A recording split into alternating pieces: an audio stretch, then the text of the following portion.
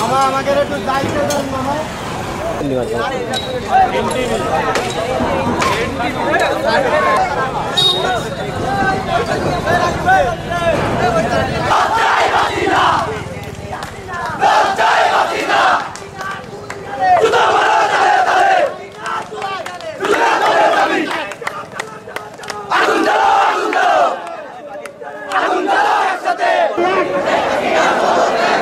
To action! লড়াই লড়াই লড়াই চাই, লড়াই লড়াই লড়াই চাই।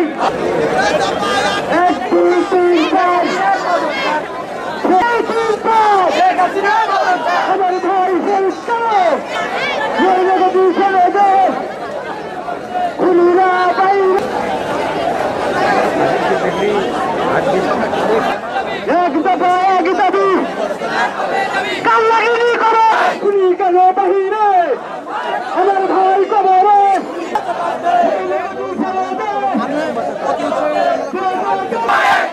এক দুই তিন চার শেখ হাসিনা স্বৈরাচার এক দফা এক দাবি লেগেছে রে লেগেছে লড়াই লড়াই লড়াই চাই লড়াই করে আর কত করে চালাবি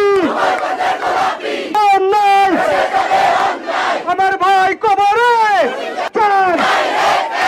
গুন্ডা লীগের বিরুদ্ধে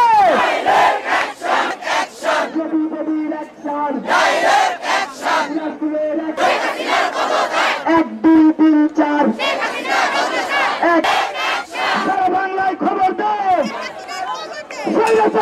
সিরাজগঞ্জে খবর দেয় শেখ হাসিনার খবর দেয় শেখ হাসিনার খবর দেয় যশোরেতে খবর সারা জায়গায় খবর দেয়।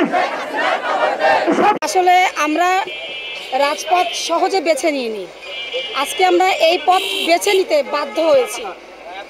আমরা বিগত 15 দিন 20 দিন ধরে দেখতে পাচ্ছি, 5 জুন থেকে দেখতে পাচ্ছি যে বাচ্চারা আমাদের একটি ন্যায্য যৌক্তিক দাবি আদায়ের লক্ষ্যে পথে নেমেছিল, কিন্তু তাদেরকে নির্বিচারে গুলি করে হত্যা করা হয়েছে। নিরীহ যারা এই আন্দোলনে অংশগ্রহণ তারাও মারা গেছে। সুতরাং এখন আমরা আমাদের বাচ্চাদের নিরাপত্তা নিয়ে শঙ্কিত।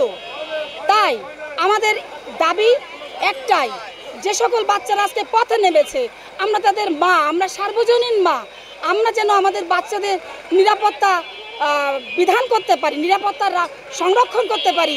যারা এই নিরাপত্তার দায়িত্বে আছেন তারাও কারো না কারোর বাবা, কারো না কারোর ভাই। সুতরাং সবার কাছে আমাদের বিনীত অনুরোধ, আপনারা যাই করেন, যার যার পেশাগত দায়িত্ব পালন করেন, অবশ্যই করবেন, কিন্তু কোনো জীবনের বিনিময়ে না। ভাই আমি আমার সন্তানের জন্য দাঁড়িয়েছি। আজকে ঢাকায় আমরা দেখছি যে আমাদের সন্তানদের উপর যে অত্যাচার হচ্ছে, সব সন্তানই আমাদের মা। আমি মা হিসেবে সব সন্তান আমার মা। সেই বাচ্চাদের বাঁচানোর জন্য আমরা তাদের সাথে আমরা একাত্মতা প্রকাশ করেছি। আজকে আমরা যশোরে দাঁড়িয়েছি। যশোর আমাদের অনেক শান্ত, আমরা চাই এরকম শান্তিপূর্ণ পরিবেশে আমাদের বাচ্চারা নিরাপদে তাদের আন্দোলনটা চালিয়ে যেতে পারে। আর সবার কাছে আপনাদের কাছে দোয়া চাই, আমাদের বাচ্চারা যেন সুন্দরভাবে সুস্থভাবে নিরাপদে তাদের আন্দোলনটা, তাদের দাবিটা আদায় করতে পারে।